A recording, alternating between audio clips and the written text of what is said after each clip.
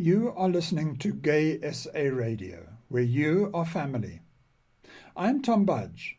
This is Soul Searching, your weekly program where you and I discuss all the spiritual matters that matter. Today we discuss love. We'll hear how love and sex get entangled and how that creates difficulties in relationships. We'll also explore how sex is used as a tool to transform emotional neediness into emotional happiness. Since this is a program that focuses primarily on spiritual wellness, we'll investigate how we can put love and sex in their proper place to open up a path to our spiritual growth.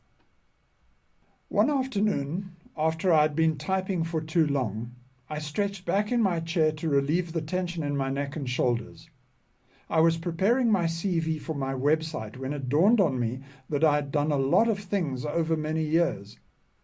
I wondered, why had I done so much? As if spoken to by another voice somewhere in my head, the answer came through clearly. You've been doing all of this to get your mother's approval. The revelation shocked me, and I remember a wave of deep sadness wash over me. I know that my mother loves me deeply, but her love is not unconditional. She has always had serious reservations about my lifestyle. Who I am as a person doesn't fit the model of who she would like me to be. So, what is love? And to what lengths are you and I prepared to go in order to seek another's approval and love? During your gestation, and for a while after your birth, you are incapable of seeing yourself as a separate human being, separate from your mum. It's only when you were around 2 years old that you started to get some inkling that you were not an extension of your mother's body. At this very tender age, your neurology was crammed full of mirror neurons. These copycat nerve cells have a strong propensity to mimic anything and everything. It's quite amazing how young infant brains are able to learn so much so very quickly. In no time at all, you learn to label objects, acquire language, and negotiate your place in this world. Nearly all of this is done through observation and mimicry. Under the control of your mirror neurons, you were shaped and cloned by the society in which you live. Slowly, personality and character began to emerge. But the world is not a place devoid of defect. As little girls and boys, we look up to the authority figures in our world, taking cues from them as to how we should behave in order to meet their approval and to get their love. Ideally, when authority figures behave properly, children are shaped properly. These authority figures comprise mum and dad, grandparents, aunts and uncles, school teachers, preachers, and any other influential adult in the child's life. Through observation and mimicry, children absorb the rules of social engagement from their environments and become byproducts of the people around them. But what happens when things go wrong? One of my clients is a woman who, when little, was repeatedly and badly sexually abused by the authority figures in her world. As we unraveled her situation together, trying to make sense out of the senseless, she said to me, "When authority figures don't behave authoritatively, a child is incapable of blaming those in authority, leaving the only other possibility to blame oneself. From little, she felt what happened to her was wrong, but she was incapable of knowing where it had gone wrong. When the authority figures in her world behaved abominably, she had no context in her young mind to know how to apportion blame. She could only feel that it was wrong, but she did not know why it was so. In her tiny mind, the only way she could solve the puzzle was to blame herself. This led to a tremendous amount of self-loathing, lack of self-esteem, and trauma as an adult. Not only did she think that she was bad, but her experiences also shaped her concept of love. In her mind, she reckoned that if she was to find love, she would have to do the things the authority figures did to her. She learned to mimic the authority figures in her world, and she played this out when she socialized with other children. She kept getting into trouble because her actions were seriously inappropriate for a little girl of 8 or 9. Yet to her at such a tender age, it was normal because it was the only programmed pattern she knew how to follow. In her case, repeated early abuse shaped a little girl. She had no concept that her behavior with other children was inappropriate. She did not know why she was being punished for the things she did. To her, she was simply imitating what somebody had already done to her. There are two threads that often get entangled: love and sex. They are very different things. Sex is a biological urge. Love is an emotion. When sex and love are entangled, the result is often a sad consequence where couples say to each other, "Because we no longer have sex together, we obviously don't love each other." Sex is often used as an affirmation of love, but it is also used as a strategy to manipulate others, to bargain for emotional and material favors.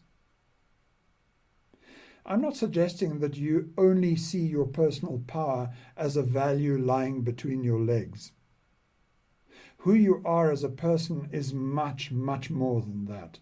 Your masculinity or femininity, your intelligence, confidence, strength, and character are assets of far greater value. These are best brought into a relationship in addition to good sex. Let's not limit our conversation to just this kind of manipulation and bargaining with sex. Let's focus more specifically about using sex as a tool to take care of one's emotional needs too. In many cultures, when one performs acts of kindness to another, social etiquette expects that we close the loop by offering something in return. To give a simple example, if I offered you a glass of water, you would probably be expected to close the loop by saying thank you. If you didn't reciprocate in this way, you might be considered rude or arrogant. This social exchange is what we call the law of reciprocity. But some people manipulate this law to overcome their emotional neediness. Let me give you an example of this. Let's say that I was a shy and introverted person and couldn't make friends easily. I might then adopt a strategy of being very nice to others to win friends, performing favors for them, possibly even at my own expense. By doing this, I would hope to earn their friendship or, at worst, to simply get their affirmation that I'm a nice person. I would be using the law of reciprocity to get what I needed. But this wouldn't be the normal application of this law, but instead a manipulation of it. By performing these favors for others, I force the other person to reciprocate. Because social etiquette demands that we reciprocate, we might feel obliged to befriend the person offering us the favors, even though we ordinarily might not have to make friends with him or her. When the law of reciprocity is manipulated and misused in this way, it might include offering sexual favors in return for love and respect. In some cases, it is used to secure a safe place to stay and to be taken care of. I have two examples which I'd like to share with you. Here in South Africa, the state provides child support grants to impoverished families. There are many instances where women entice men to have sex with them just to get pregnant. Then they can claim child support to get enough money to live. The other example is of a beautiful young woman who came to see me for counseling. She is a singer and a model, and she intended marrying a man much, much older than she is. She quite blatantly told me that she did not love him at all, but that he was a very rich and famous person. She was ready to be his perfect wife in exchange for having her needs taken care of. He did not know this. According to her, he was not a particularly amazing lover, and so in a relationship devoid of love and good sex, she had already played around with other men. Her only concern was that he might find out and send her packing with nothing. She had calculated that if she spent about a decade with him, she could sue for divorce and would then be left financially comfortable for the rest of her life. These cases might be the extreme examples of the manipulation of the law of reciprocity, but it does illustrate the point nicely. In many instances, this kind of manipulation isn't as overt as the ones I've given. Most people might not even know that they're doing it. It can be a very subtle subconscious thing. Let me give you another example. Suppose that I don't believe that others like me. To mask my feelings of inadequacy, I might engage in promiscuous behavior, believing that the other person is only prepared to have sex with me because he or she likes me. But the problem is that the less likely I am to believe in myself, the more driven I am to go out and seek the intimate affirmation of being liked by another. The sad thing is that these situations tend to be two-edged swords. Promiscuity might lead to further self-loathing, which in turn could increase my need for further positive affirmation. Yet as my neediness increases, it would tend to motivate me more towards a promiscuous lifestyle to satisfy that need. Eventually, as this spirals out of control, the noose tightens, and I could fall into the deep abyss of despair. It's an intensely vicious cycle. A young man once came to see me to seek help. He said that it was not uncommon for him to meet up for casual sex several times a day. He said it had become an addiction that was eroding his productivity at work and his ability to concentrate on other important things.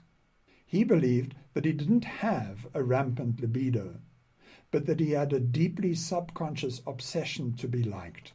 He got the recognition he needed from his casual partners, but his own brain also responded to sexual arousal and climax by releasing huge doses of dopamine. Dopamine is our feel-good drug, which he had become addicted to. To feel good, he needed to have frequent sex during the day because he had become dependent upon such high doses of dopamine in order to function properly. In helping him regain control of his life, we had to address a lot of the issues that arose during his childhood. This man had emotionally absent parents who seemed incapable of affirming who he was. In some sense, he was seeking out casual partners who became surrogate parents for a moment. To illustrate how we form tolerance and dependence to our own internal neurochemistry, let me tell you a story of a gay couple who came to see me.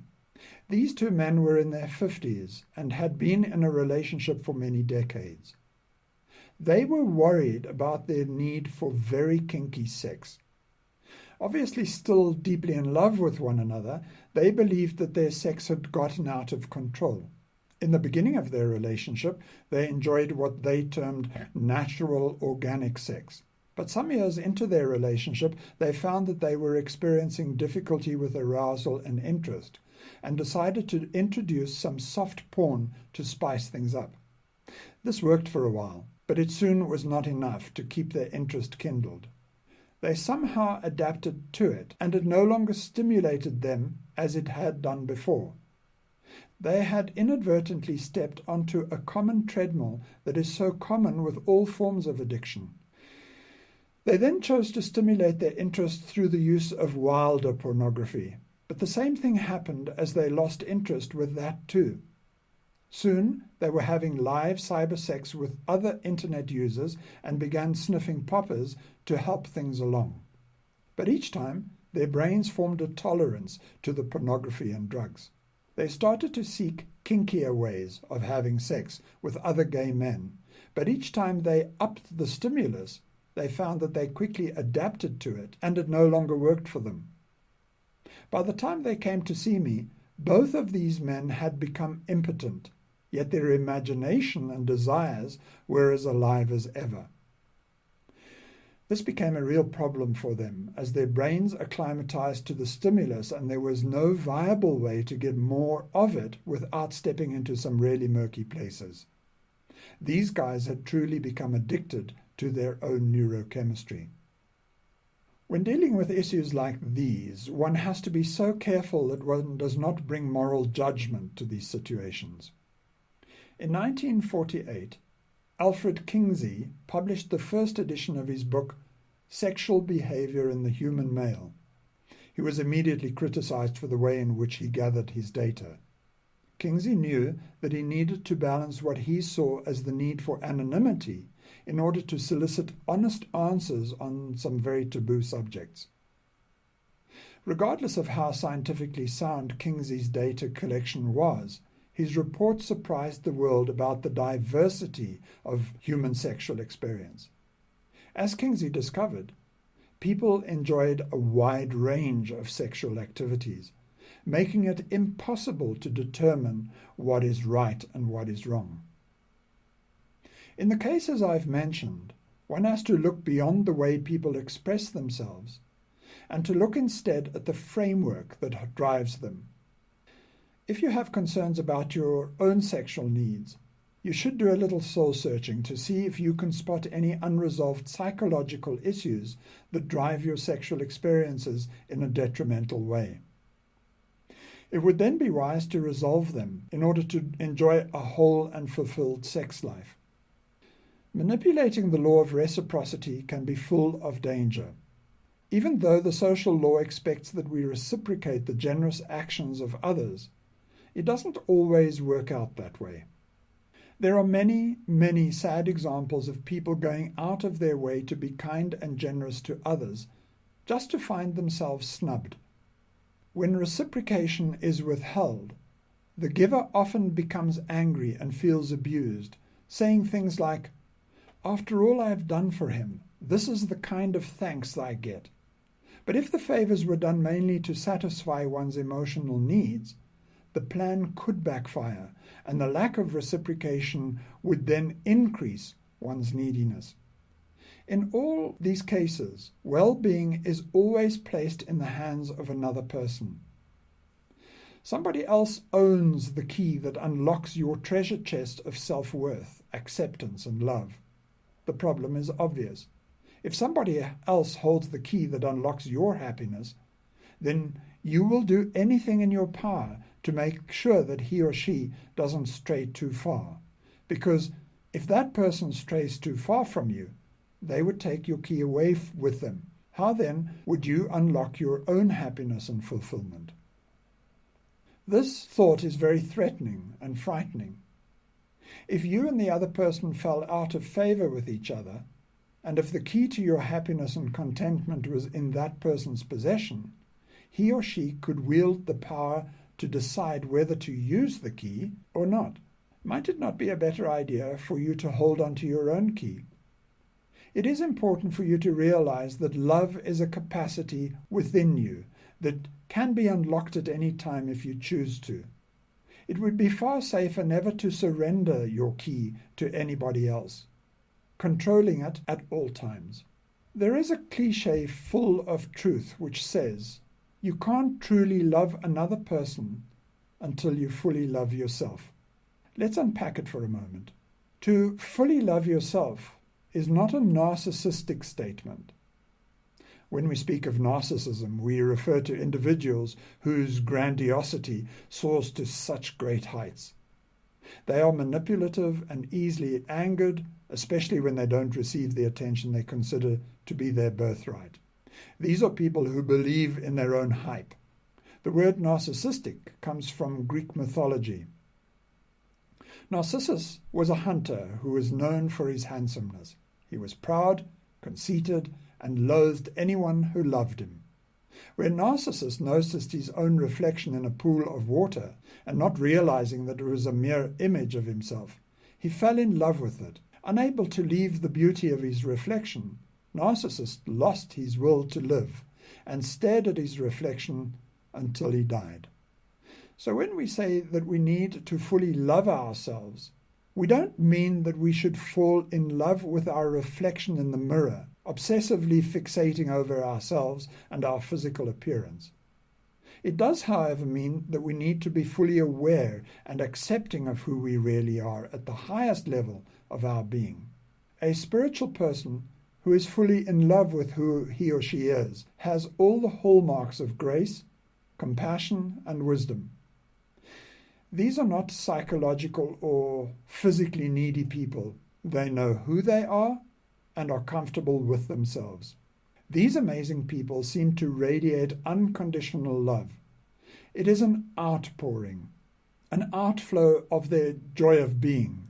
The cliché then turns into quite a profound statement, which implies that when one is whole, complete, and content within oneself, one is never needy of another person's affection or affirmation, but instead can enjoy interacting and forming a relationship with the other person as if it were a dance. These kinds of relationships are amazing to observe because they show no signs of possessiveness or ownership. The sacredness of the tender interface between these people is the cement that holds their relationship together. Neither person is needy of the other. Both are self-sufficient. Sex between them is the catalytic use of their bodies to facilitate heightened states of awareness, which constitute an offering to the divine in an act of bliss and oneness. Intimacy for them becomes a whole-body prayer to the divine within. So we've seen that sex can sometimes be used as a tool to seek the affection, respect, and acceptance of another in an insatiable spiral of emotional and material wantonness. But it can also be a hideous weapon of abuse when people have lost sexual continence and seek to use it to satisfy their unbridled lust, often in the most heinous way. Love, on the other hand, is your internal capacity, which you develop over time in order to connect with the world around you. We learned that love and sex are very different things. While sex is about having a good time with somebody, love is something you give to yourself. When you are full of love, you can then let it flow abundantly to others. Rules about proper sexual conduct are generally embedded in common law. It is generally accepted practice that sex be consensual amongst adults. Sexual expression can easily span a wide swath of activities, from deeply conservative to very liberal practices. Our capacity for love, on the other hand, is boundless and takes on many forms. There is familial love, the kind of love that family members have for each other. We show love towards our pets. There is the love that friends have for each other. And then there is erotic love, sensual love that attracts people sexually. We should not forget about divine love, which is not something we feel, but is manifest by what we do. In Book 2 of the trilogy Conversations with God, Neale Donald Walsch, speaking with God, asks him, how may we best express this thing called sexual energy? And God, replying to Neale about sexual energy, says that we should use it lovingly, openly, playfully, joyfully, outrageously, passionately, sacredly, romantically, humorously, spontaneously, touchingly, creatively, unabashedly, sensually, and, of course, frequently. Neale goes on to probe God's thoughts by making the statement, there are those who say the only legitimate purpose of human sexuality is procreation. And God replied to Neale, rubbish. Procreation is the happy after effect, not the logical forethought of most human sexual experience. The idea that sex is only to make babies is naive. And the corollary thought is that sex should therefore stop when the last child is conceived is worse than naive. It violates human nature, and that is the nature I gave you. Sexual expression is the inevitable result of an internal process of attraction and rhythmic energy flow which fuels all of life. Further on in the same book, Neale Donald Walsch seeks more clarity from God by asking, this leads me to some other final questions about sex. Is any kind of sex between consenting adults okay? I mean, even kinky sex, even loveless sex, even gay sex? And God replied, first, let's be once again clear that nothing is disapproved of by God. I do not sit here in judgment, calling one action good and another evil. Now, within the context of what serves you or disserves you on your path of evolution, only you can decide that. There is a broad-based guideline, however, upon which most evolved souls have agreed. No action which causes hurt to another leads to rapid evolution. There is a second guideline as well, says God. No action involving another may be taken without the other's agreement and permission. Now let us consider the question you've just asked within the context of these guidelines. God continues to answer Neil's question. About kinky sex? Well, if it hurts no one and it is done with everyone's permission, what reason would anyone have to call it wrong? About loveless sex, God said to Neil, sex for the sake of sex has been debated from the beginning of time. I often think that whenever I hear this question, that I'd like to go into a room full of people someday and say, everybody here who has never had sex outside of a relationship of deep, lasting, committed, abiding love, raise your hand. Let me just say this, loveless anything is not the fastest way to the goddess. Whether it is loveless sex or loveless spaghetti and meatballs, if you've prepared the feast and are consuming it without love, you're missing the most extraordinary part of the experience. Is it wrong to miss that?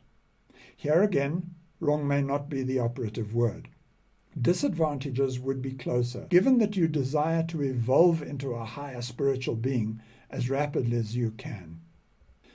God then replied to Neil's question about gay sex, saying, so many people want to say that I am against gay sexuality. Yet I make no judgment on this or any other choice you make. People want to make all kinds of value judgments about everything. And I kind of spoil the party. I won't draw them into those judgments, which is especially disconcerting to those who say that I originated them. I do observe this. There was once a time when people thought that marriage between people of different races was not only inadvisable, but against the law of God. They pointed to the Bible as their authority, even as they do for their authority on questions surrounding homosexuality. I have no judgment about that or anything. I know you wish that I did. That would make your lives a lot easier, because then you would have no decisions to make, no tough calls. Everything would be decided for you. When seeking to get spiritual clarity about love, let's turn our attention to Emmanuel. He is a disembodied being who spoke through Pat Rodegast. When speaking of love, Emmanuel said, you will not exhaust the love in the universe, even if you were to absorb it from now until the end of time. Love is all that exists. Love is the universal communication. It is the energy that has created the universe and is keeping it going. God is love. All matter is formed by love. There is an organic love that speaks to everyone if they could but hear. A leaf holds together for love. Love can turn the world around, and it does. What did you think was spinning your planet if it wasn't love? And what do you think fires the cells of your body and the stars in your sky and a consciousness in your heart? It's all love. There is nothing but love.